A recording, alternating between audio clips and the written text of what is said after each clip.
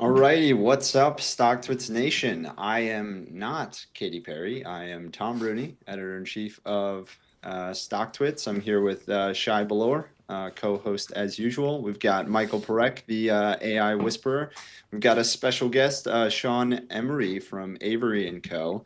I've known Sean a while through FinTwit. Finally got to meet him last week, and he had put out a tweet saying, "Hey, who wants to talk about Tesla ahead of earnings?" And I was like, "This is the perfect venue to do it." So we've got a lot to discuss. I know we framed this as a debate, but we're going to keep it, no cage match style here. We'll keep it friendly, and we'll get into it. So. Guys, why don't we go around the horn real quick? Sean, why don't you start with yourself? Why don't you introduce yourself? Let people know what you do, what you're known for, and a quick overview on kind of how you feel about Tesla, and then we'll go with Michael and Shay after. Cool. Yeah. No. Thanks for having me, guys. Glad to be on the show. Sean Emory, I got to see Tom last week, so that was cool. In New York, Avery Company, founded it a decade ago now. We're an asset manager in Miami, investing where the world is headed is kind of our MO. So Tesla is, somewhere in that lane to some degree. And, our views on Tesla is, great company, great product, a lot to talk about in terms of, what they're building and expanding into. People call it optionality. Some of that optionality is real today. And, our view is, what's the valuation relative to that optionality? So, that's kind of our take.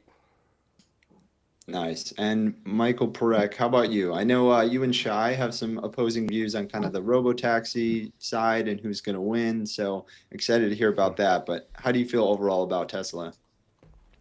I've been on record on this and other shows that Tesla for a long time is the mother of all meme stocks. And that continues. It is, I have had I'm a fundamental analyst at heart. Look, the trends work until it doesn't. The fundamentals don't matter until they do. And right now you've got a world that is awash in liquidity and is looking for ways to invest in some of the biggest themes in AI and technology. There are very few things publicly to be done. People are very excited about automated robotaxis. They're very excited about humanoid robots. I think those are all wonderful things. I write about them daily on my Substack, and these are things as a fundamental analyst I'm very excited about. However, as a technology analyst for over 30 years, technology always takes longer than people think, and investors get very excited always earlier than the reality. And as a result, you have to watch the financial ebbs and flows, both on the private and public markets. In this case, right now in Tesla, the market's way ahead of its skis in terms of anticipating when we're going to see these rewards.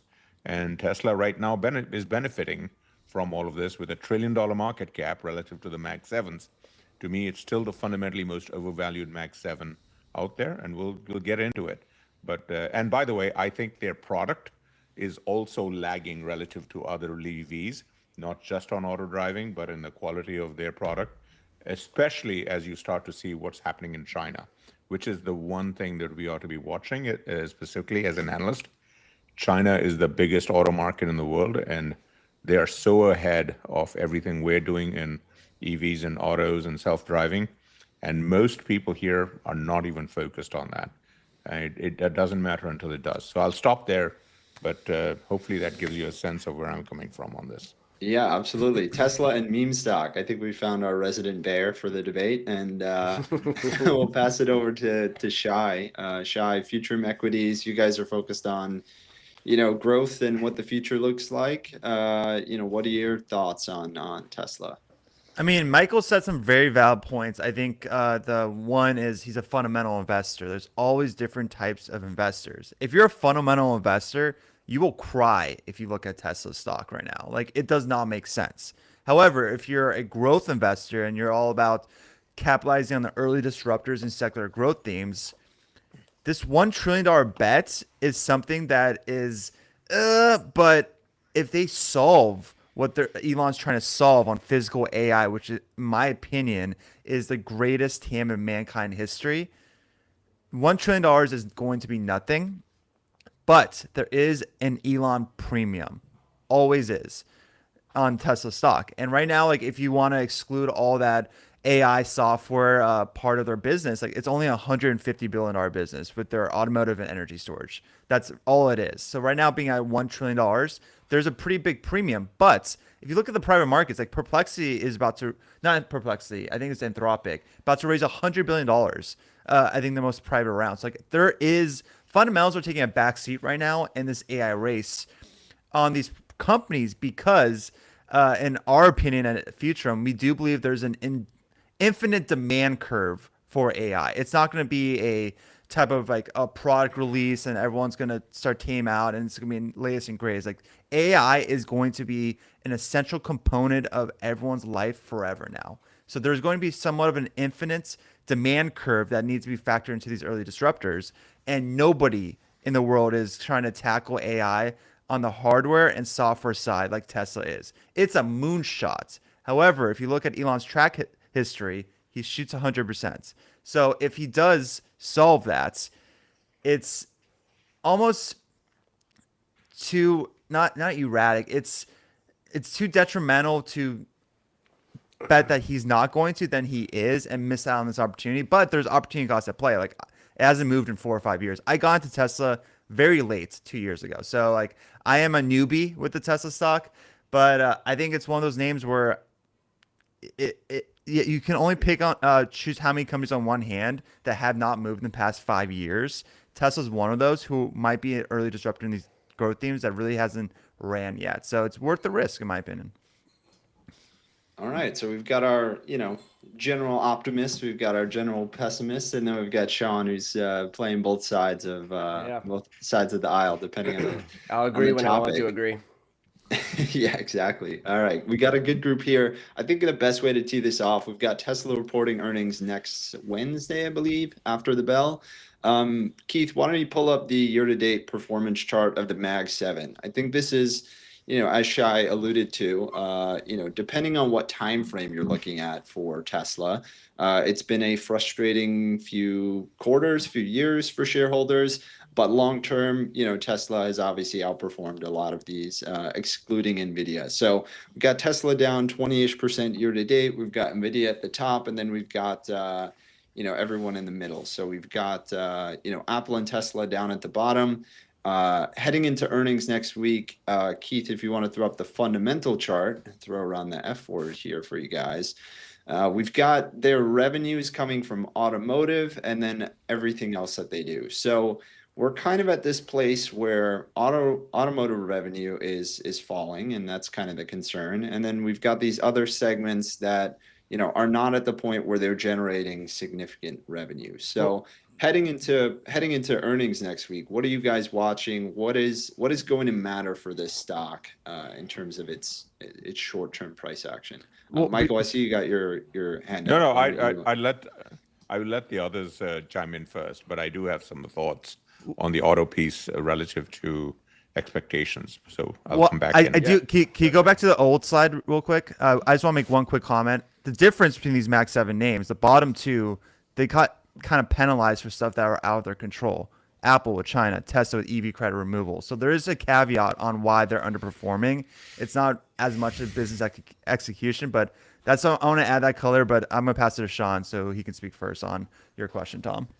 Yeah, I mean, you look at that chart, the two lowest growers there are Apple and Tesla, right? One's negative to some degree or flat, depending on what unit you're looking at. And then, Apple's been flat in terms of revenue for multiple years and both trading at, premiums. You look at Meta, heading into the year was trading, sub 20 multiples, and I would say, they're, one of the leaders, and if not, increasing their leadership with AI. They have AI directly into, embedded in their products. So, whatever spend they do on CapEx, in theory isn't wasteful. 3 billion people, across all their platforms. This isn't a meta debate by any stretch, but the, if you go to Tesla, what are people looking for? I think we're back to, 7 years ago where we're back to storytelling to some degree, which is, autonomous vehicles, they're going to come out, we're going to roll them out, blah, blah, blah. A lot of amazing things there. If you get into a Waymo, the experience is lovely. If then you look at, the humanoid, there's going to be a lot of humanoid talk. And then, what's going to happen on the energy space, which, has been kind of this, dark horse, on the, income statement for the last several years.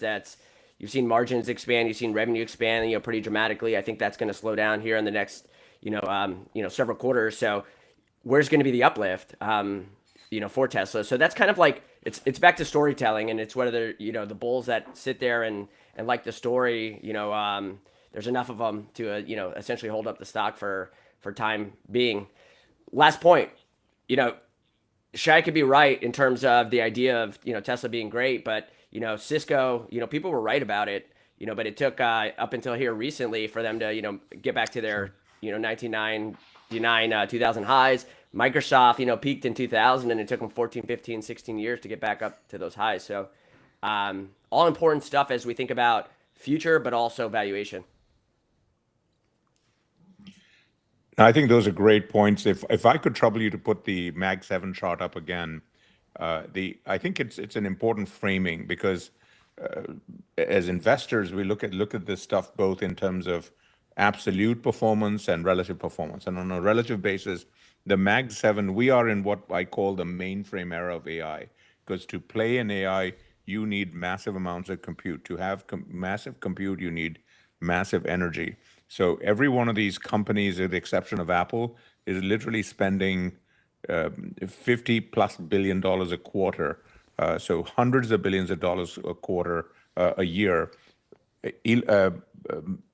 Mark Zuckerberg from Meta literally said a couple of days ago, he's now, with his redoubling and his AI talent wars that he's exacerbated over the last few weeks for the industry, that they're going to be spending hundreds of billions of dollars on AI. And when I look at this group of companies, the biggest beneficiary obviously is NVIDIA, which has been a core part of my portfolio for a long time. And NVIDIA continues to execute despite the headwinds from China on the political front. I had a big post on it a couple of days ago. Jensen got the permission to sell his chips into China, which I think is a short-term, one step forward to the 2 steps back that the U.S. is taking on its battle with China. The reason I point out China is because China is very important for 3 of these companies, obviously, because they have investments in China on the ground. Apple is obviously the obvious one, with huge infrastructure for making iPhones and all their computers and so on. NVIDIA obviously has a huge amount of presence in terms of sales, $10-15 billion. China is the biggest AI market outside the United States. China is also where half the researchers and AI talent is in the world. So all of these companies need to be there.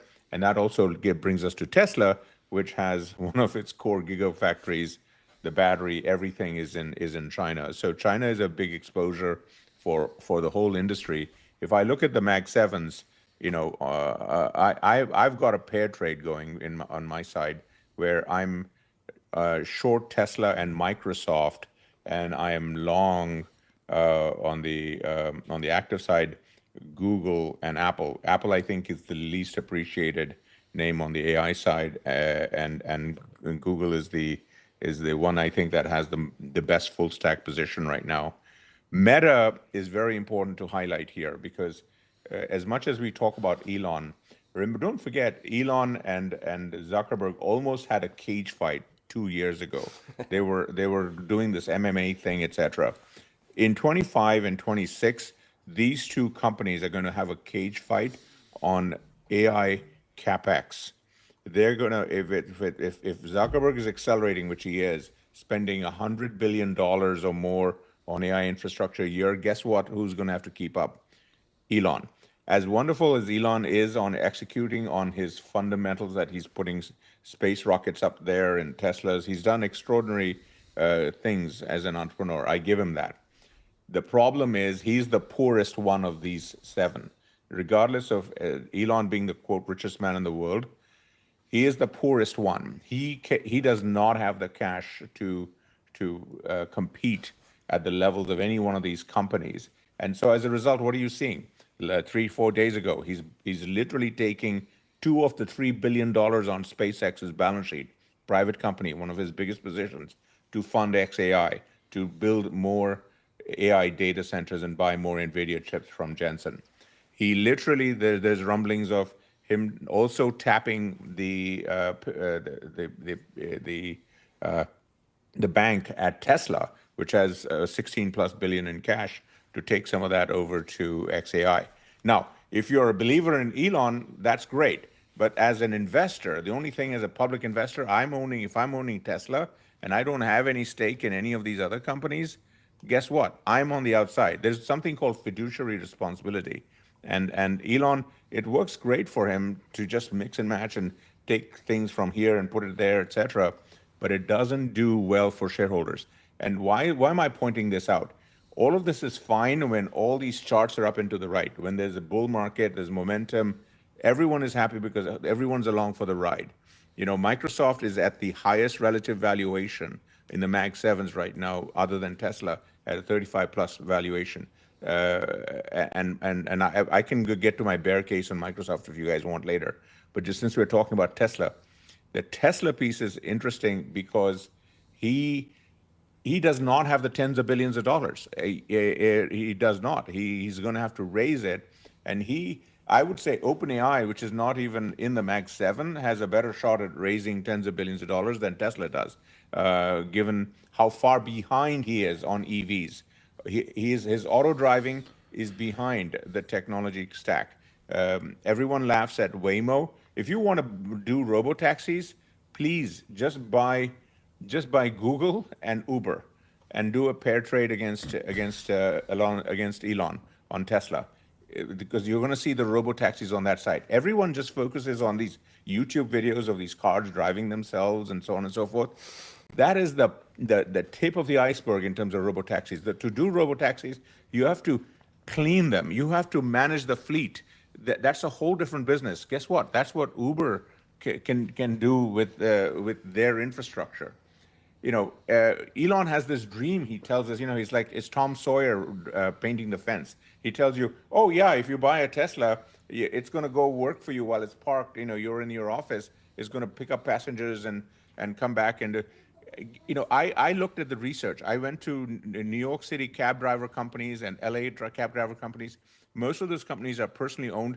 Those taxi drivers have to literally wash their cars every night. They spend an hour to 2 hours cleaning their cars. I went into one of them and I saw the crap that is in the car to be cleaned out.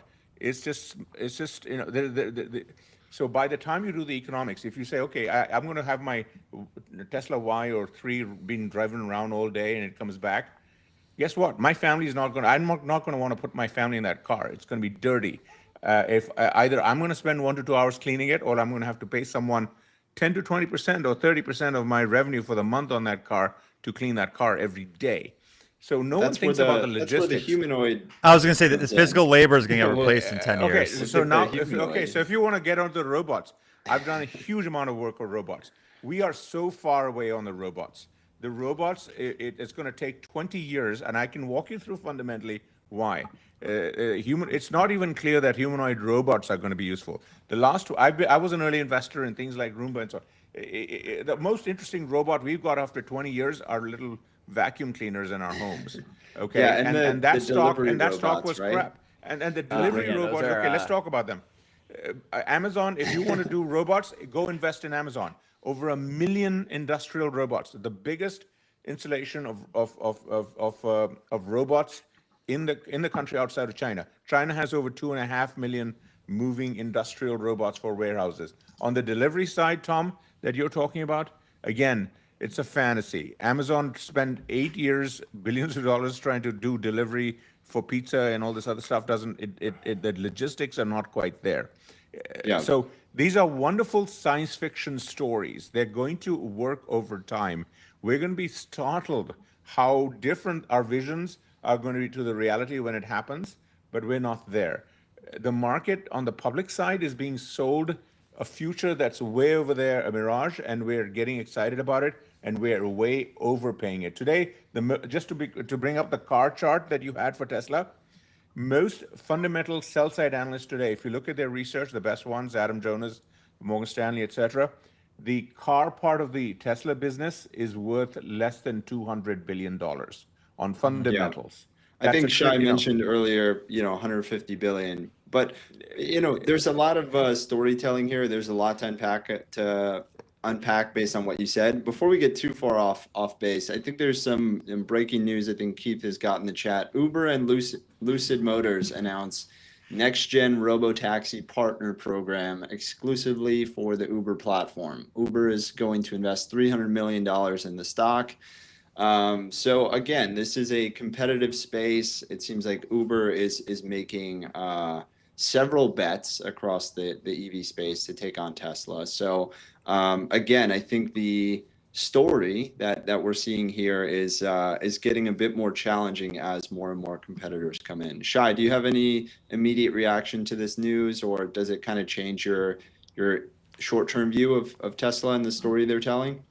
No, I mean, first off, I think I've been very adamant on this show that Uber is going to be doing this, essentially partnering up with everyone in the world outside of Tesla. And it makes sense because they don't own any IP. And what do you do to make sure you maintain your position in this race on autonomy? You leverage your network via partnerships.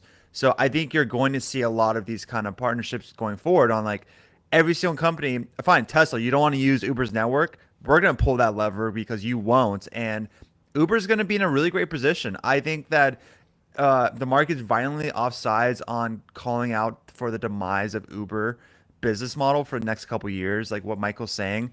If it does happen, I don't think it's going to. They're going to figure out something along the way. But if it does happen, it's going to be decades away. I do believe it's going to be very important in the new digital economy to own your own IP and own your own data. You're seeing preliminary signs of that already with JP Morgan like now charging fintech companies on their own customer data. You're seeing every hyperscaler want to vertically own their own AI stack. You're seeing Google with TPUs. You're seeing Amazon's a little different, but AWS is using Trainiums. Like Amazon doesn't really care about control. They're more the enablers, like what Michael's referencing on robotics. They are the robotics leader. They're leveraging their retail monopoly on capitalizing on all these future growth themes like drones, robots. They don't care about developing it in-house. They're allowing the retail, enabling them benefiting from the OpEx margin expansion opportunity rather than owning it fully, which I like, but also it's a lower ceiling, but it's fine. Way higher floor. You're seeing Tesla.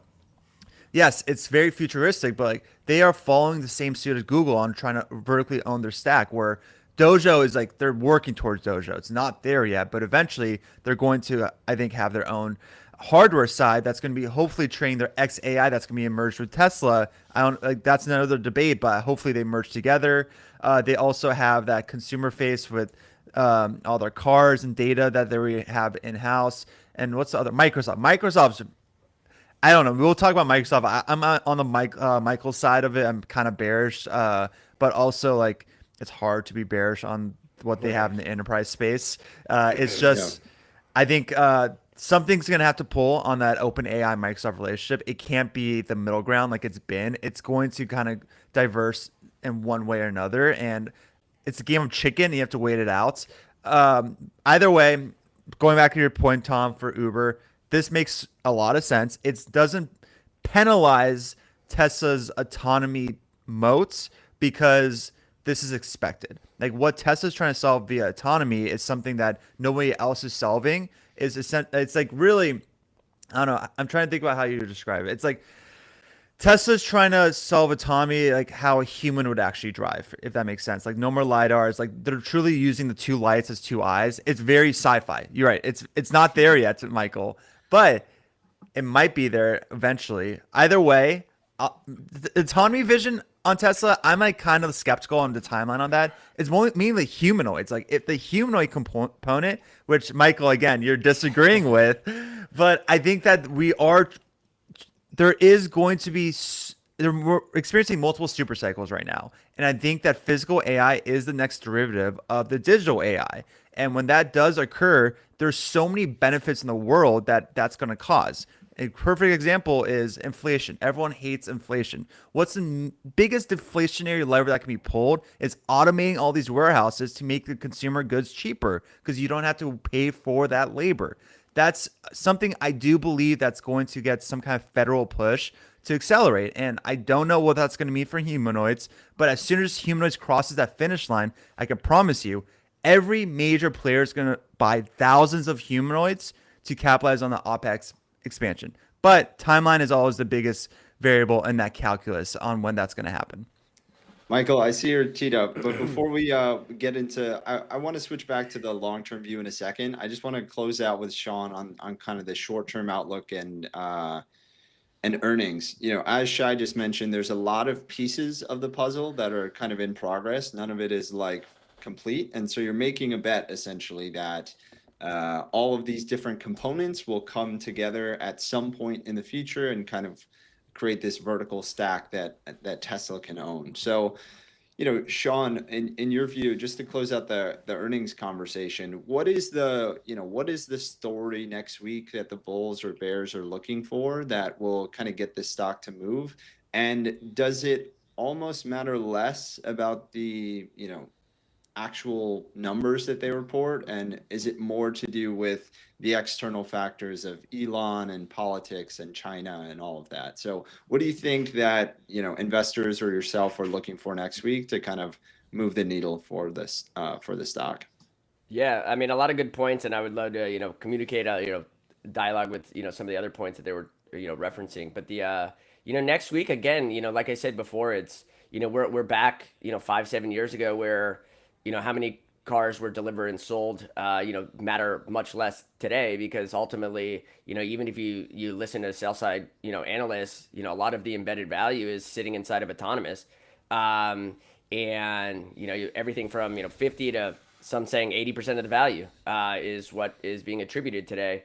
And so it all comes down to, what is he saying about where they are in autonomous? How did the Austin rollout go out? You're hearing things about Australia, going on the internet now in terms of full self-driving there. And that's ultimately what people want to hear. Satisfaction, what's the, bigger push on rollouts, other states.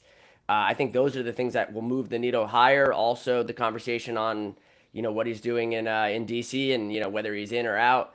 Probably people are going to ask him about, his new political party, and they probably won't ask him, right? Because they'll get ridiculed on the earnings call. So that probably won't come up. But those are important things, like where's this time being spent? And then also, what's the state of, autonomous? And ultimately that's what matters, big picture, auto gross margins, those things matter incrementally, but ultimately look, the last year and a half, they've significantly underperformed in terms of, sales and deliveries. First half of this year, EV sales are up in the US and they're down. So the market doesn't really care all that much about how many deliveries. It's about turning those cars on.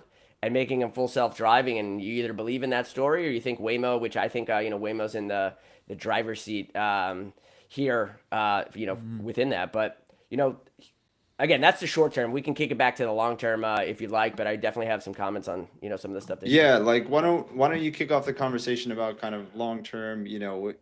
Obviously valuation is kind of lofty, like you said. A big portion of the belief is in this story that bulls are telling, and so. Oh, we get the opening bell. Let's check in real quick. We've got the market opening pretty flattish, so not much distracting from this conversation, which is good. So Sean, why don't Fed you? chair, so Yeah, why don't we chat quickly about kind of your longer term view? Let's get. I'd love to hear kind of your perspective on. Obviously Shay and Michael are on very opposite ends of the spectrum of how this is going to play out. So, what are your thoughts? How are you thinking about that from your perspective? Yeah, look, we're fundamentally driven, so it's a gift and a curse, because sometimes you're trying to look far out and be rational in your views. But again, so like you have the deliveries, right? That's plateaued here. I question how much more growth we'll see in terms of vehicle sales. Cybertruck ended up being a dud. You check out used car prices of Cybertrucks, they're down 50%. That was supposed to be kind of the new unlock of demand. Beyond that, so if they're not going to expand their fleet too much globally, obviously European sales are getting crushed. China's going to be its own monster against them.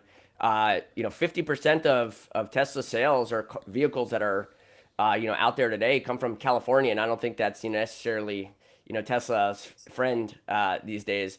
And so there's a lot of these like nuances that I think matter to the bigger picture. So then the next question is turning on the current vehicles, and we know some of anything that's come out over the last like 3 years have some of the updated sensors. Anything before that actually doesn't. So some of those would have to be retrofitted, I believe, to actually be full self-driving.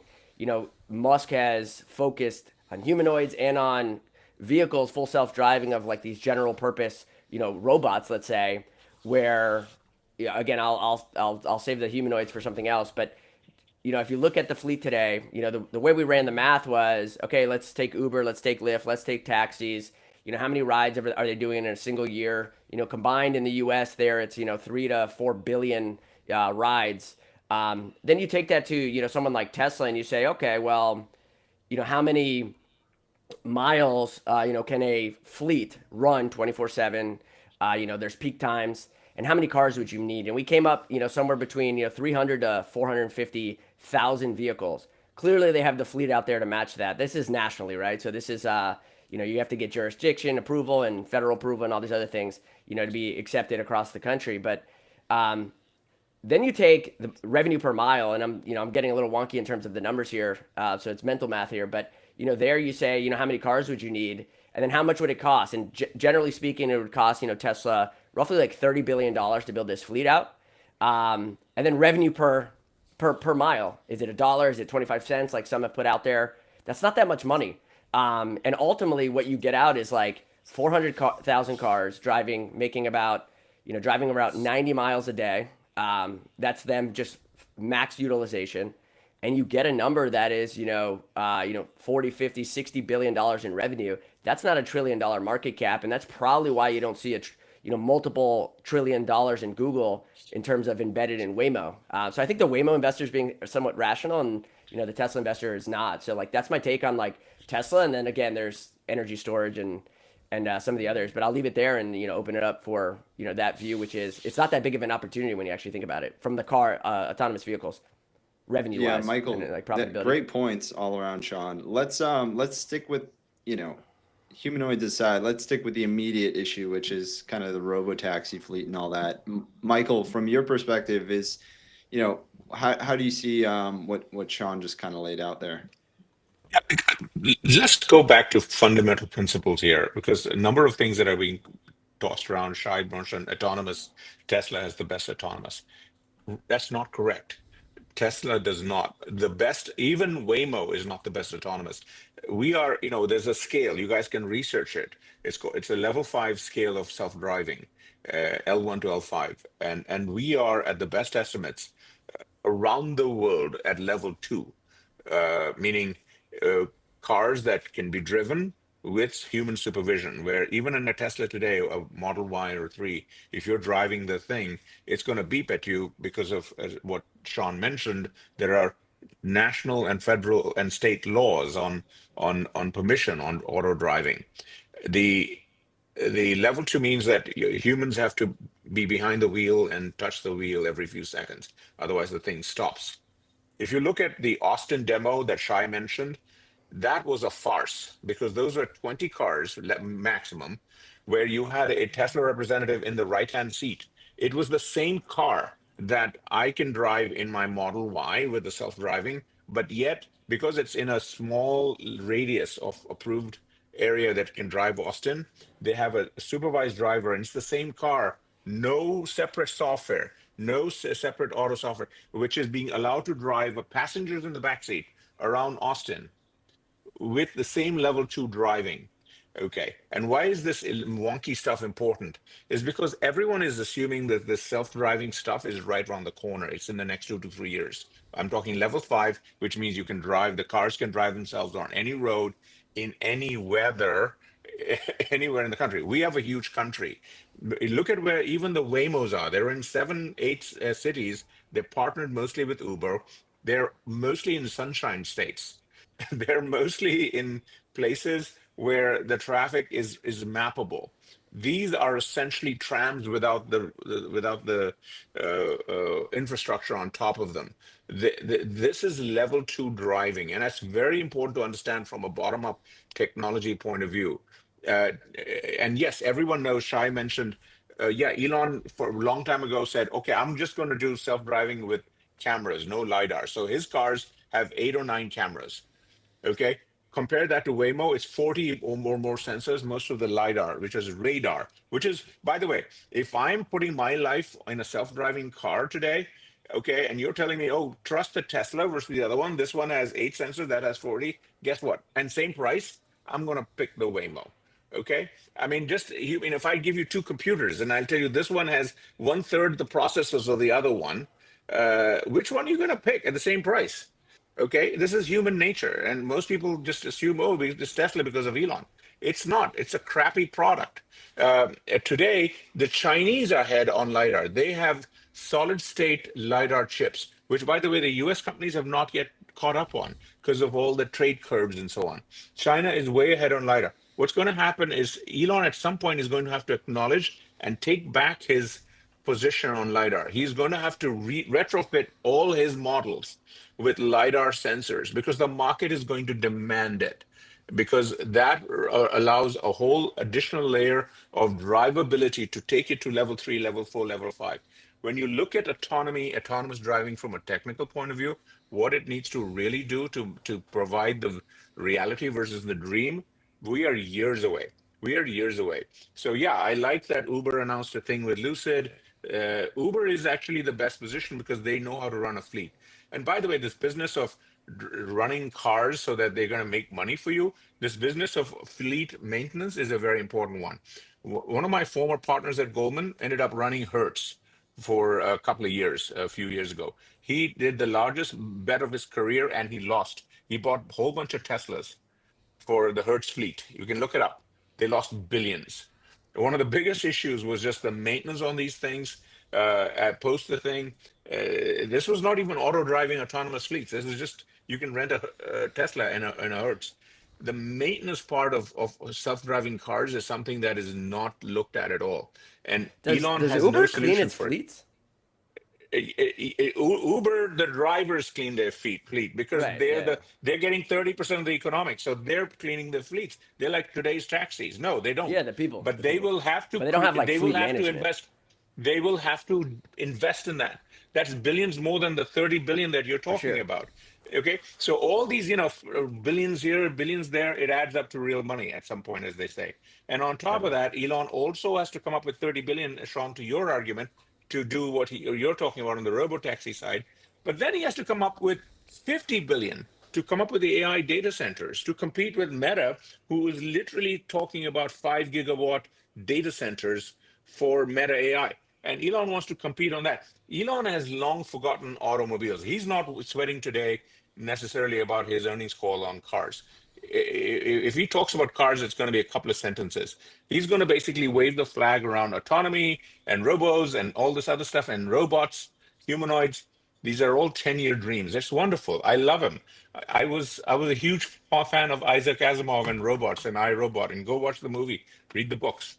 It's so many years away from now. The Jetsons, everything, and the reality, the fundamentals don't match, and the investments required at every level of this are in the billions.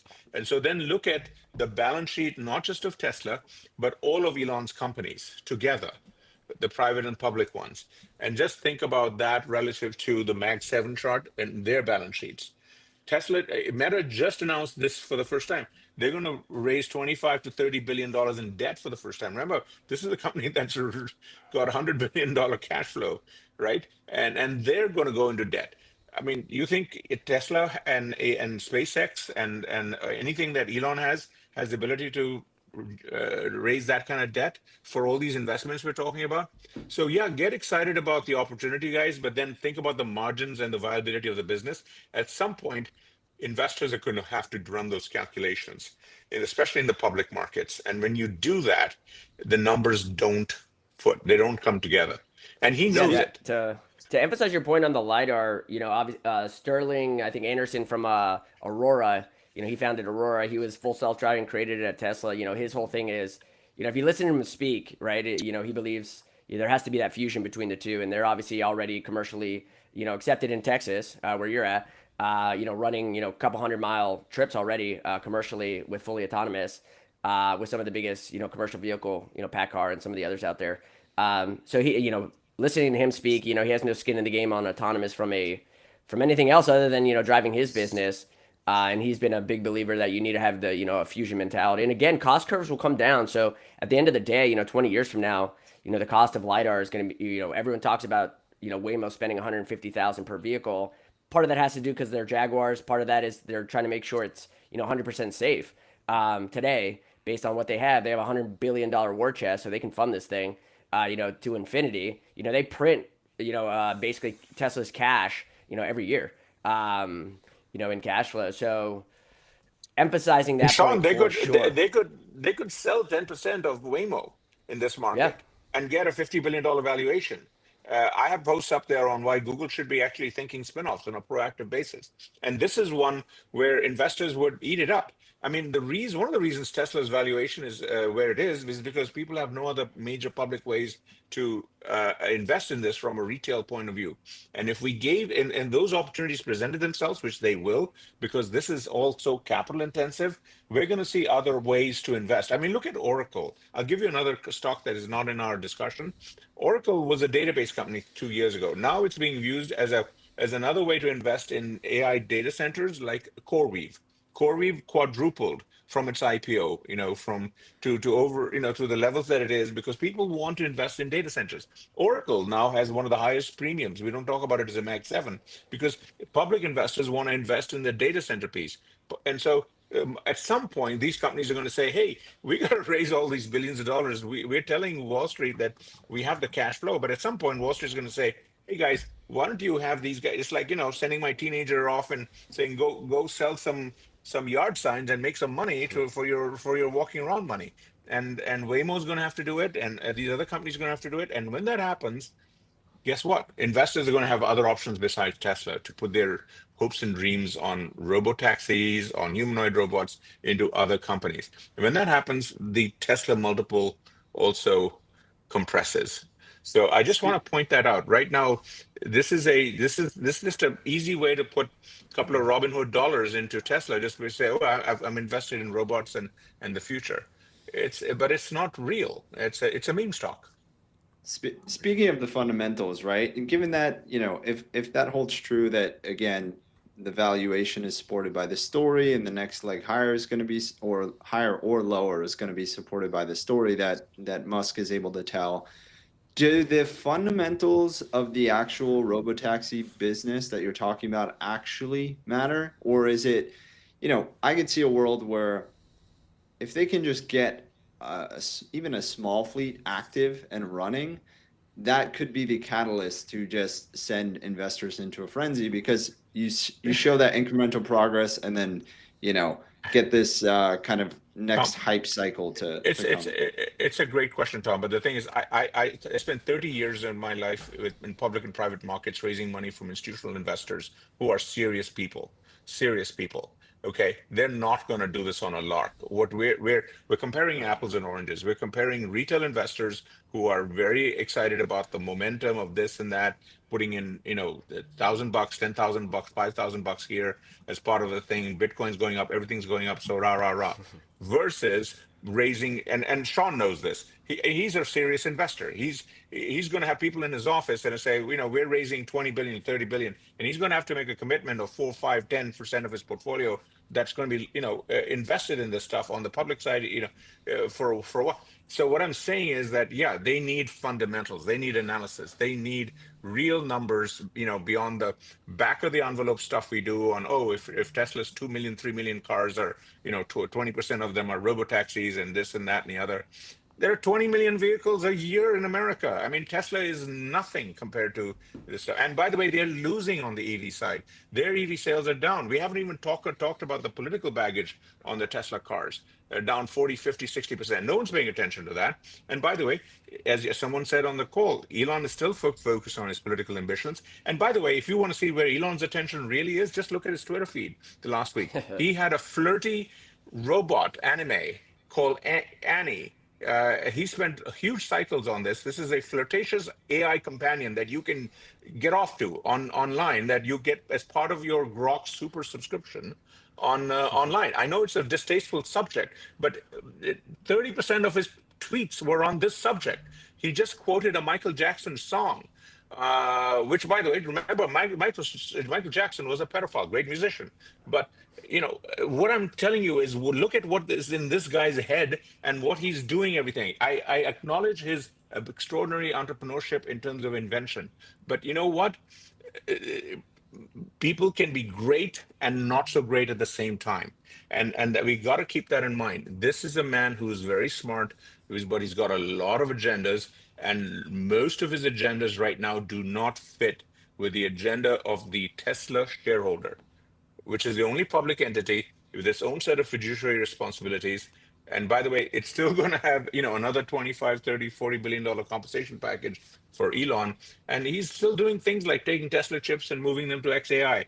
He's going to take, billions of dollars from Tesla's cash reserves today to fund XAI data centers. So how do you foot that when you're a Tesla shareholder at an institutional level, where you have to justify to your investors every year why you invested in this versus that? You cannot just invest it as a momentum stock. That's my main You can't point. short it though. You there's one thing that you've No, learned in Tesla: you you cannot can't short it. it. And we are No, entering that time where all he has, one, he controls communication right now. correct. Number one, he has all these different things he can pull on. Tomorrow saying, hey, maybe we're going to combine Tesla and SpaceX. Hey, maybe we're going to do XAI and Tesla, and that would just get things going. Hey, we're launching in this state. And these are all these little things. And, if there's something that he's done incredibly well over time is capital raising. And that's kind of been his, I would I say, would disagree with that. Disagree? Yes. I don't know. Yeah, I Look mean, at he was who's in. burning a ton of cash for a while and, Yeah, still figured Sean, it out. I've done the analysis. Look at all it's all cross investments. It scratched my back to look at the investments. It's yes, he's raised capital, but it's raised from the Middle East, from people who are not as diligent as you are going to be as an institutional investor in the U.S. in a Western context. There's a lot of money out there, and Still I've capital, raised though. And he raised it. Agreed. Yeah. It's capital is capital, and everyone's money is green. I understand that, but we have to, as institutional investors, as formal investors, have to manage the investments through financial cycles, and we cannot just assume that it's always going to be an up and to the right rah market, which is what we've had. I was there in 98, 99. I founded the Goldman Internet practice from in 93 to 2000. And 99, my main job was to tell no to everybody, because everyone wanted to be an internet company. Today, everyone wants to be an AI company. and that's wonderful. But guess what? When 2001 happens, no one wants to invest in internet, and that's going to happen to AI as well. We are actually at the yellow flags site on AI valuations today, because the market is losing sight that the fundamentals are going to take a lot longer. So I'm actually more cautious on the broader AI, large language model infrastructure spend, because I think investors are losing the plot. And I'm talking about institutional investors, not retail investors. They are losing the plot a little bit. So yes, you're right. He's wonderful as at capital raising, and capital raising is wonderful through the bull markets. And right now, he's got a lot, because of the opportunity for investors to invest in both public and private. There's a lot of cross-current investors. Look at the big people who invested in his latest XAI rounds. You can do. I've got a spreadsheet. You can look at the cross sections, who's getting what, who's getting marked up. In today's world, you can literally get paid off for your early investment with the new investment. Yeah. There's a lot of deals there that that don't get recycling to be on the capital. cover of the Wall Street Journal. Okay, Yeah. when you look at all those deals and the liquid preferences and in liquidation preference, all this. It's there's a lot of deals going on. So it's not just like, oh, raise the capital, and there's a lot of games being played in the back here. To maintain the optics. I think that's one exactly. thing And he's been able to do, is manage the optics of. Look, the of smartest all this. investors always do that. That's been Yeah. the case for decades, hundreds of years. It's just that, as an investor, when valuations are like what they are, we have to pay attention. Even if we are a retail investor investing, a small amount of money, as a way to invest a little bit of the future, we have to do a little bit of the homework. And that's all I'm saying. Fundamental, just look at the fundamentals, especially at a time when the momentum is so strong that you want to throw caution to the wind. And I'm as much a believer in robots and as much a believer in autonomous cars as anybody. I love it. I've been focused on this stuff for 15, 20 years. So I don't want to be the Luddite here. Okay. I'm actually a huge believer in this stuff. It's just that Yeah, the it's more. technology part of it just takes Yeah. a lot longer. And sometimes the markets, public and private, get ahead of the fundamental technical stuff. And the technical stuff is hard. And right now, as I look at the picture, the technical stuff is very hard in robots. It's very, very hard on robotaxis, especially when you look at the gunky things like, how are you going to maintain these fleets? Then, by the way, no one has those fleets management. What you are, Sean. The That's the reason I brought up opportunity right Hertz, there. I want to pass it back the reason I brought to. up the reason I brought up the infrastructure, Sean, is Hertz. I went and looked at Hertz because my former Goldman partner was the CEO of that. I went and spent cycles on it. Hertz margins businesses, if you analyze this as an institutional investor, horrible. The fleet management aspect of it, etc. There's no margins in there. And when you then apply it to a thought experiment of what a robotaxi fleet would be, no one has done that at scale. And that is all to be invented with massive billions of dollars of capital required. And when you run the kind of exercise you were doing on a back of an envelope on for real, the margin picture doesn't look really good. I've seen some of the analyses from people like Hertz, because they were planning on those kinds of businesses when they were very optimistic about their fleet opportunities. We've got like 10-ish minutes left, so I want to loop Shay back in for a final word on kind of the bull case, and just There's so Shay, much talked about, current, yeah. Since are you a current shareholder? Like, what would what are you looking for next week? What are you needing to see in terms of progress before you either add to your position, or what keeps you excited about this stock despite all of the many headwinds or potential headwinds? Yeah, so I started building my position in Tesla around the 170s. I actually trimmed 25% of it earlier this year. I think this is if I was a sell side on the street, I'd put it as a hold. It's a wait and see. However, I do think that it's not a. I kind of share the same sentiment as Sean. Like, it's not you don't buy it, but you don't short it. Like, you just wait and see the vision come to light. Going off, I did want to go back on some of the points that like Michael and Sean were talking about as well. Like, for the LIDAR, I don't think. I think the fusion approach is interesting, but I think that Elon's too far into what his. I don't think he's ever going to go back to a LIDAR system, and I think that he doesn't want to, because his vision is scalability, flexibility, and that data flywheel dominance that I mentioned earlier, like what Tesla's trying to solve. LiDAR systems, like, even if they become cheaper, which I do believe, like at any tech revolution, like it's going to become cheaper and cheaper. The more as time goes on, it's not going to cost. I don't know, like is it $70,000 right now for a LIDAR unit? I don't remember, but it's going to be drastically cheaper in 10 years. But I do believe that LIDAR systems are still going to rely on these HD maps where it has to be pre-mapped, so you can't just I don't know. It's you can't just show up to a new city and drive. Like it's going to have to be um, everywhere in the world is going to have a map zone, and that's going to be somewhat difficult in my opinion. And the way Tesla's vision-based system, what they're trying to solve is you don't need a perfect map. You can drop in a new city and drive. We're nowhere close to that. I think right now, like what we saw in Austin was just purely the first domino to fall that their approach can work, even if it was 1% of what it should have been. That 1% proved that it's possible. It just needs time. And I think that it's really important for a lot of people, investors, to know that this is not software, it's infrastructure. Every city is going to provide more and more issues. You can't, what works in Austin won't work in Denver, what won't work in LA, etc. Like it's going to be a red tape bureaucracy headache to own. So I think if you're investing in autonomy, know that it's not going to be a 2026 story. It's probably going to be further out. However, for humanoids, I do believe that's an interesting component where even if, again, like that 1%, let's just say 1%, I think they generate, correct me if I'm wrong, like $30 trillion in revenue, the physical workforce. Like they generate a lot of revenue. Even if it's 1%, we're talking $30 billion and up for grabs. And that's something that it's worth the risk. It really is, especially when we have a labor shortage. Like it's just such a it's such a win-win for it to work. And I get that maybe it's not there for the general application of humanoids, like where you can decide to do something like a human would actually do it. But I think doing something from point A to point B, that's something that's going to be drastic still that they can benefit off of. And I think that for the earnings story, like it's not an earnings story. You have to treat it as like space, quantum, like these futuristic themes where their EV business is dead, and I think it's been the worst kept secret in the world. They're cannibalizing that in order to fulfill their AI software vision.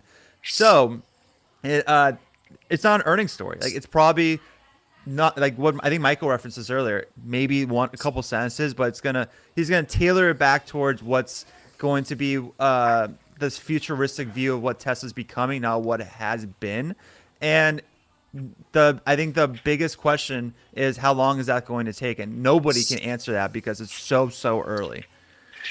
Look, he has been a master at selling stories that are 20 years away, promising in 5 years, and making money off it. This is a man who I will give him full credit. He's made more money on self-driving than any self-driving company, $2 billion.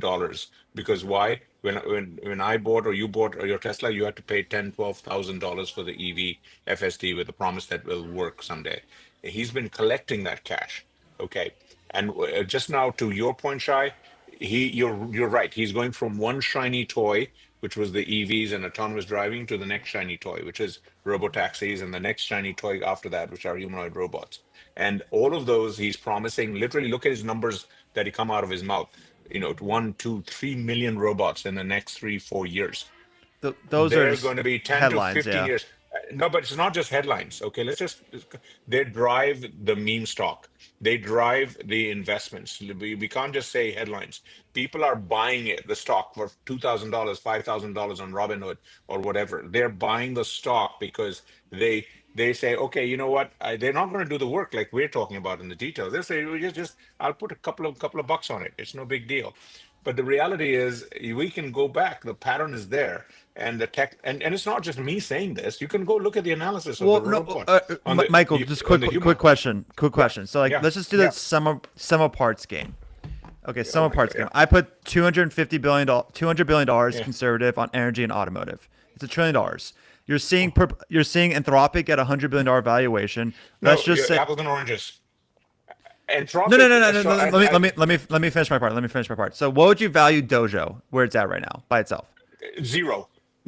Because I'll tell you why. Zero. Dojo is zero because those are ASIC chips They have no general purpose market. They only work in Teslas. They have zero value. They have value to Elon and Tesla. There's zero value beyond it. I know the chip business. I spent 15, 20 years looking at the Dojo is zero. Well, they're not trying to He's sell it going. externally. That's why, though. It doesn't matter, but it doesn't work beyond his stack. When you look at the way the model works on how you do the technology, the hardware, the software goes into the Teslas, etc., and the robotaxis that he wants to do. Dodo is not. Look at what he's buying. He's hugging Jensen on stage because he wants as many NVIDIA chips as Okay, so possible. we'll agree to disagree on Dojo, but let's just say humanoids, because I think Figure is getting a 50 billion. Zero. But Figure's getting a $50 billion valuation. No, that's something else. So let's compare apples and apples. Figure, all of those companies, they're actually building software systems. I know those companies. Okay, yes, the valuations they're ahead, which is why I put a yellow flag on AI. I think everyone is getting way ahead of themselves on valuations on AI generally. Okay, and I'm a fundamental analyst, and I'm putting a yellow flag on AI, which is a space I love. I write about it every day for years and years in detail. I'm telling you that even on the, especially the physical AI space, the figures and so on, those valuations are high. And yes, the Anthropic, mentioned 100 billion. Well, what's going on? Everyone is benchmarking against OpenAI's 300 billion. Look at what Elon did with XAI. He had a $40 billion valuation for XAI. He took it to 100 billion when he merged two private companies, Twitter and XAI together, and he made it 113. Well, and now he's literally floating a $200 billion valuation on the private side with SpaceX, and he's going to basically do what he will have to do, which is merged with Tesla. So for the Figure approach, so like I think you can agree they're doing totally different approaches. Where Figure is just robots. I lift this cup, put it down, and that's all they're trying to solve right now. No. It's not just those are the videos we see on YouTube. No. But it's not the general application robotic angle. It's very low ceiling, high floor. What I'm saying is we're at the research stage. That cup thing that you're talking about, massive amounts of data has to be generated to teach the robots. That doesn't exist with cars. Elon could at least point to 2 million Teslas drive around, and the camera data being used to train his models for FSD 12.0, etc. There is zero like that, Shy, for robots, for humanoid robots doing anything. Everything we have in our heads of what the humanoid robots are doing are fictions of our imagination, that they will help us fold clothes. Guess what? I can have even in Houston, in the height of the immigration crisis, have people come in and clean my house for every day, cheaper than the $50,000 it's going to cost me for a humanoid robot to fold my clothes and do stuff. The economics do not work for this. Okay, they're being used to raise private and public money. So just potentially, there's definitely a juice. I get. There's 100% juice. I think like a great example is Scale AI. Data labeling is going to be a no-brainer in foundation models in 10 years. Everyone's going to have it, but they sold for $15 billion for Talon. That's an example of it's just inflated. But let's just go back to the point on. Oh my god, I lost my points. I think. Oh geez, I did have a question on humanoids though. So bringing up the whole Tesla back to humanoids. Question for Shay or anybody. Yes. Obviously, Tesla's brand has had some deterioration here recently. Humanoids, a Tesla humanoid. How comfortable are people having a general purpose robot Tesla branded inside their house 24/7? If you have a wife, if you have kids. Awesome question. This is like human nature. We have data. Think about the Alexas in our home. I don't want to say the A word, but I'll mention it once because it's going to trigger everyone's robots in their homes, or the Siri, the SIRI one, or the there we go. GOOG. And my point is, Amazon spent over $50 billion on the A product. Okay, and all it does today is do egg timers and alarm clocks after $50 billion. Okay, and what I'm trying to get is that alone gives you a sense of how complicated this is. The question that you're raising, Sean, is perfect, and so Shay, which is how comfortable are humans having fully autonomous things in our home, watching, recording everything. And guess what? Right now, I even turn off ChatGPT, the voice thing, every time I close the application because I don't trust, not that I don't trust OpenAI, but I don't want something on my devices that's constantly being reported somewhere out there. So All these robots, etc. Just to finish, if they're going to be to work, they're going to have to do enormous back-end processing. The trust aspect has not been solved here, and that is a big question. So I just want to. That's a great question that Sean brought up, and I think right now we're assuming that we're all just going to be comfortable with all the stuff working in our homes and so on. But they're not like a person. Even when a person comes and cleans my house every day or every week, I vet them to make sure they're not stealing from me. They're not taking my information. In India, where all my friends, they have a huge self-service industry. One of the biggest sub-industries in India are basically people getting robbed in their own houses because their servants are selling the information to bad guys, and they come and take all your silverware and shit.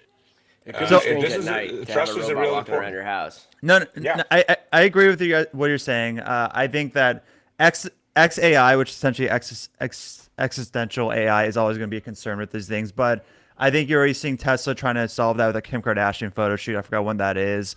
I also think that TikTok is a major data violation that nobody cares about. I know I speak with my fiance something, and 2 hours later it's on my TikTok feed, and that's China. Yeah. I So feel like No, that's once not- something okay. becomes useful enough, people Yeah. like forget They overlook like, it. any of this. Like as It's like long Uber, as it right? is I doing remember my the first job, Uber then- drive, and Yeah. you're like, Yeah. man, I'm with a random person in a random car, and then you migrate to it. But for me, it's more the branding, right? So I think of like Meta actually created really good technology or like hardware products, but the Meta branding and Facebook, like the Facebook portal, was actually best in class product when it first came out, but it had the Facebook brand. The question is the Tesla brand tarnished enough with 50% of the population, where they're not going to want to have a Tesla branded anything inside their households. That's just an open question. Like a No, fact is it's true. I can't buy a Tesla I- car right now. This is $400. The Meta's the smart glasses. I've had them. I bought every model, but I don't trust them. I don't wear them except to muck around because when I take pictures, half the time it was going up on Facebook when I told it not to do it, and I don't trust it. So this business of trust is a very critical one, and no one has cracked. The closest company we have on trust is Apple, and they're the ones who are the furthest behind. And I think they're furthest behind because they're smart. They know the technologies are not ready. It doesn't mean that Apple doesn't have AI chops and engineers. They've done the work.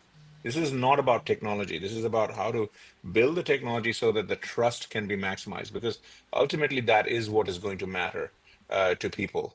And right now, none of that is in the discussion of the kinds of things we're doing today when we talk about humanoid robots or self-driving cars, etc. And just think about it. If you have your own Model Y that you're talking about, Sean, or it's being driven around all day.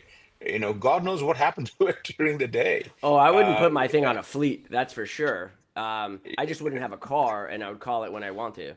Yeah. That would be like my view on that. But I think anyone putting their thing on the fleet, other than for 100% commercial, like Turo or something like that, literally like. what.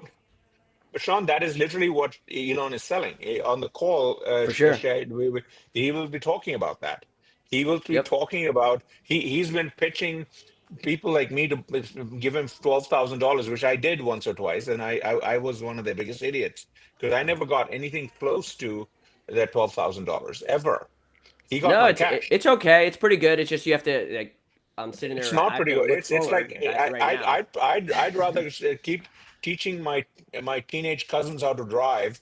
It's the same anxiety when I'm in a Tesla, even with a Model 12. It's like I'm like, will this car do what I will do on the left turn, on the right turn? Have you guys I all don't driven need in a that Waymo? stress.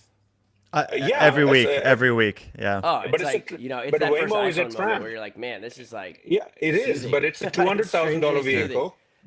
It's a $200,000 vehicle. It has Today. 4 times the sensors as any Tesla on the planet, which, by the way, has nothing to do with pre-logged maps, Shai. It has to do with vision or beyond just infrared and all these other things and being able to drive through bad weather. It's those elements. The Remember, mapping they own stuff is Waze a and whole Google different too, or Maps. Say So. again. No, I'm saying remember they own Waze and they also have Google Maps, which I think is No, they totally do, but lost I'm in just this whole saying thing. those are not as important in the stack that we're talking about. the LIDAR stuff is about more sensor information For sure. that the system can process to navigate the edge cases, because it's really the 5-10% of the edge cases that cause 90% of the problems, the accidents and so on. And that stuff you cannot simulate. And even the stuff that Tesla's 2 million vehicles are, the data it's getting back, that's why the Teslas still keep driving into big trucks with white sides and so on, because that was not the edge case that they trained on, and it wasn't it didn't know what to do, and the reaction time was wrong. You can watch all the videos, and there are government reports on this now. And by the way, when Elon was in government, he made sure all of those things were taken off the websites. So there's that element as well. How much do you trust all this stuff? Which is the other piece of this. We have to keep that in mind.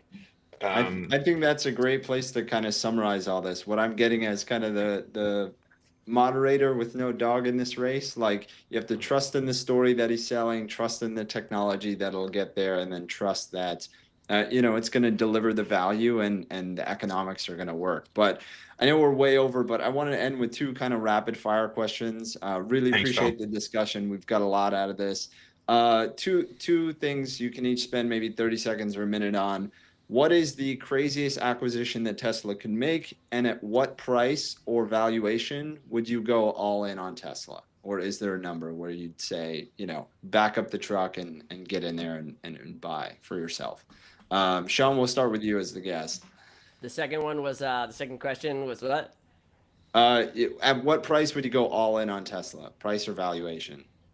Oh yeah, okay. And the first one, I think obviously if you're thinking of autonomous, you kind of need distribution. Obviously Tesla can turn on its fleet, but the obvious thing here is go and acquire Lyft, and you quickly turn on a whole fleet of consumers that are can access anything you're on there. I think that from a valuation perspective, that's an easy purchase, and you quickly you bring on a company that's doing already I think it's 800,000 or so million rides a year, something like that. So you compare that, you combine that with Lyft or Tesla's brand and Lyft's brand. I think obviously replatform it. Anyways, so I think that could be interesting. Number two is the valuation. Somewhere around like $400 billion is kind of what we've kind of labeled as an interesting area where I think you take out some of the optionality air, and now you're kind of like baseline. Hey, here's a company that has best in class energy, soup to nuts, vertical. Then you have a car company, autonomous. I think they'll have a place in the autonomous landscape, and then the Optimus and those things. I don't think you should assign too much there today, but at the end of the day, I think that's more of a research lab at this stage, almost like Facebook Reality Labs. But the in general, that's kind of like the two things. I think Lyft and $400 million valuation, or billion, sorry, is where I think it can. You have more of a margin of safety there, relative, but it may never get there, right? So, yeah, I'm still waiting on the semi truck. So. Yeah, we all are. Michael Parekh, how about yourself? Shy? Okay. Briefly. I'm going to be, I'll just keep it simple. I'll just use Toyota. The moment Tesla is below Toyota's market cap, which is $220 billion. So it's a little less than, more than half of Sean's number.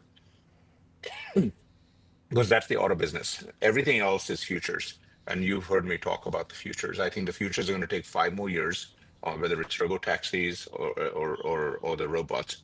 And so I'm not willing to pay anything for that today. And there's so much competition. There's no advantage to a vertical stack for anybody because it's a global market. It's wide open. China's in it. Everyone's in it. So you do not have a first mover advantage in that space. So for all those reasons, Tesla is not interesting to me until it's under 250. Got it. Billion. And then Shy, to close us out, acquisition and price that you'd go all in. No, I mean, Sean took mine. I think Lyft is going to get acquired, did I? depending on who's going to acquire them. That's the easiest quality fleet that you can just acquire.